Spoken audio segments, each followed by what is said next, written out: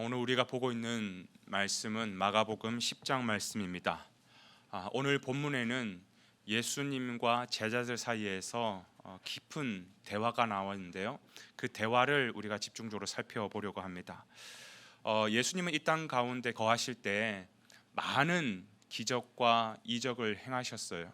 많은 사역을 행하셨는데, 그러나 궁극적으로 주님께서 이 땅 가운데 오신 이유가 뭐냐? 죽기 위해서 오셨다라는 것이죠. 우리의 죄를 속량하시기 위하여서 그 죄를 대신 짊어지시고 죽음 가운데로 걸어가시기 위하여 주님은 이 땅 가운데 오셨다라는 것입니다. 그래서 오늘 본문에는 예수님께서 제자들에게 세 번째로 당신의 십자가 죽음에 대해서 알려주십니다. 그런데 이 말씀을 어떤 배경, 어떤 상황 가운데 말씀을 하셨냐면, 여러분 한 32절 말씀 보실래요? 예루살렘으로 올라가는 길에 예수께서 그들 앞에 서서 가시는데 그들이 놀라고 따르는 자들은 두려워하더라. 이에 다시 12 제자를 데리시고 자기가 당할 일을 말씀하여 이르시되. 자, 지금 어디로 올라가는 길에 주님께서 이 말씀을 하셨다는 거예요? 예루살렘으로 올라가는 길이라는 것입니다. 여러분, 예루살렘은 단순히 이스라엘 수도 정도가 아니에요. 지금 이 당시 예루살렘이라는 것은 어떤 의미를 갖고 있냐면, 과거에 그 화려하고 아름다웠던 그 하나님을 섬기던 귀하고 그 복된 땅이 로마의 권력과 로마의 패권 앞에서 완전히 산산조각이 나버린 거죠. 한마디로 인간의 힘이 하나님을 대체하고 인간의 능력이 하늘을 찌르듯이 솟아나 있는 곳, 그것이 바로 예루살렘일 것입니다. 그러니까 지금 예루살렘으로 올라간다라는 것은 보통 일이 아닌 것이죠. 거기다가 예수님께서 하시는 말이 나 곧 죽을 거야. 저 예루살렘에 가서 저 로마가 지배하고 있는 저 땅에 가서 나는 곧 죽을 거야 라고 말씀을 하시는 거예요. 여러분, 제자들 입장에서 어떤 마음이 들었겠습니까? 진짜 두려운 거죠. 왜? 저 땅은 진짜 로마가 지배하고 있고 하나님의 성전도 무너지고 하나님의 예배드리는 그 자리가 다 무너진 산산조각이 난 그 땅 가운데 예수님이 들어가셔서 죽는다고 하니까 진짜 예수님 죽을 수도 있는 거 아닌가? 이러다가 진짜 예수님 죽는 것 아닌가? 제자들은 두려운 거예요. 그래서 예수님께서 당신의 죽음을 첫 번째, 두 번째 말씀하실 때는 제자들이 크게 귀담아 듣지 않았는데, 이번 세 번째 말씀하실 때는 제자들의 반응이 어땠다 그랬습니까? 그들이 굉장히 놀라고 두려워했다라고 성경은 기록하고 있는 것이에요. 그 가운데 굉장히 눈치가 빠른 두 명의 제자가 있습니다. 바로 야고보와 요한인데요. 예수님에게 슬며시 와서 질문을 하는 것입니다. 여러분, 이 두 제자는 여러분 기억하시죠? 어제 그 변화산 사건을 직접 경험했던 제자예요. 그러니까 본능적으로 아는 겁니다. 여러분, 그 변화산 사건 뭐예요?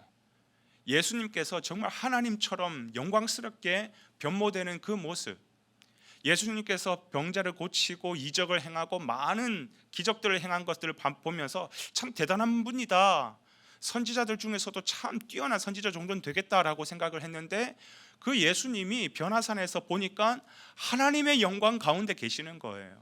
하나님처럼 보이는 거예요. 그러니까 이 제자들은 직감적으로 알았습니다. 이분은 진짜 하나님의 아들이구나. 이분은 단순히 그냥 선지자 정도가 아니라 진짜 하나님의 아들이겠구나. 그런데 왜 하나님의 아들이 죽는다고 말하지? 에이, 그럴 일 없을 거야. 예수님 그런 말씀하지 마세요. 당신은 분명히 하나님의 아들인 걸 내가 알고 있고, 그러면 당신은 말씀하신 그 당신의 나라가 반드시 이 땅 가운데 만들어질 것입니다. 당신이 그 영광 가운데서 이 로마를 다 물리치시고 당신의 제국, 당신의 나라를 만드실 것입니다. 그러면서 하는 말이 이거죠.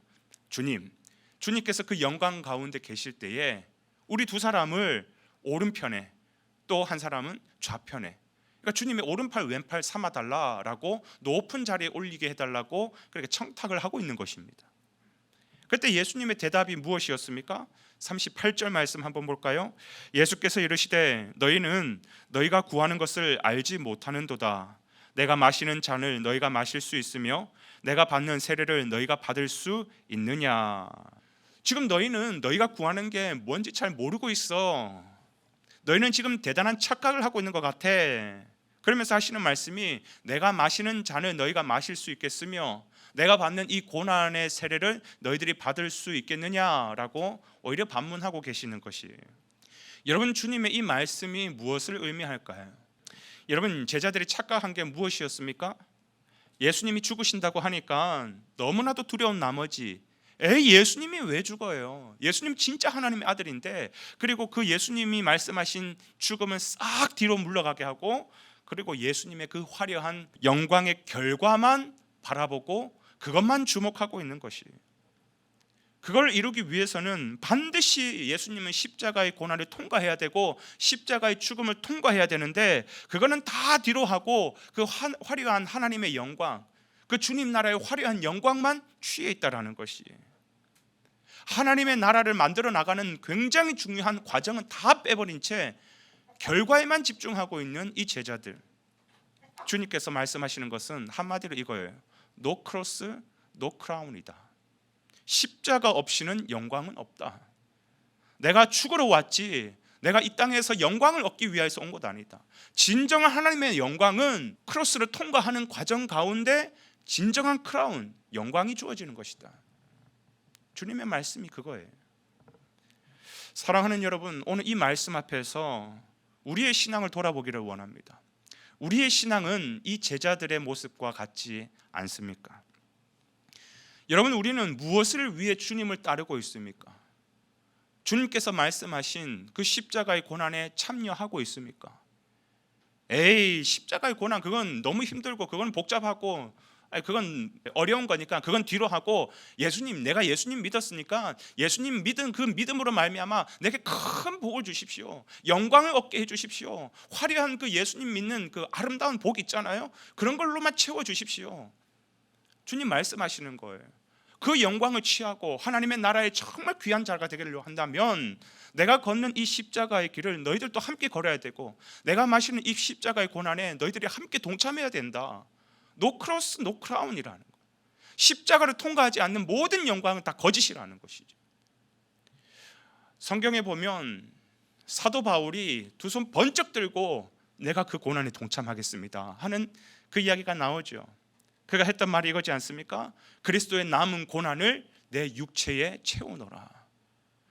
나는 진정한 하나님의 영광을 위하여서 그 중요한 과정인 십자가, 내가 그 십자가 통과하겠습니다.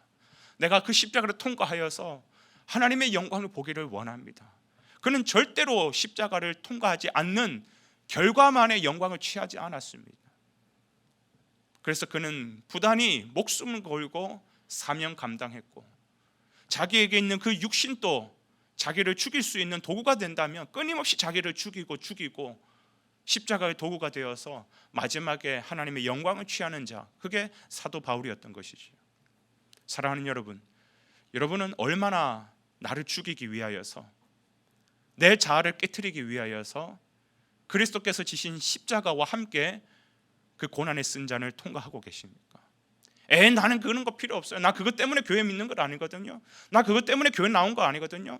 나는 내가 하고 있는 이 사업 잘 되고, 내가 하고 있는 이 일 잘 되고, 내 자녀를 좋은 학교 보냈고, 나 그것 때문에 교회 왔지 무슨 십자가를 통과합니까? 아니요, 주님께서는 십자가에 함께 참여하자고, 동참하자고 우리에게 초청하고 계시는 거예요. 사랑하는 여러분, 오늘 하루를 살아가는 데 있어서도 십자가 없는 영광만을 추구하지 마시고 반드시 십자가를 통과해야 우리에게 영광이 주어지는 것을 깨달으셔서 오늘 또 주와 함께 그 주님의 쓴 잔을 함께 마시고 십자가에 함께 나를 못 박아 죽이는 그 귀한 일에 동참할 수 있는 그런 저와 여러분 되시기를 주님의 이름으로 축원을 드립니다.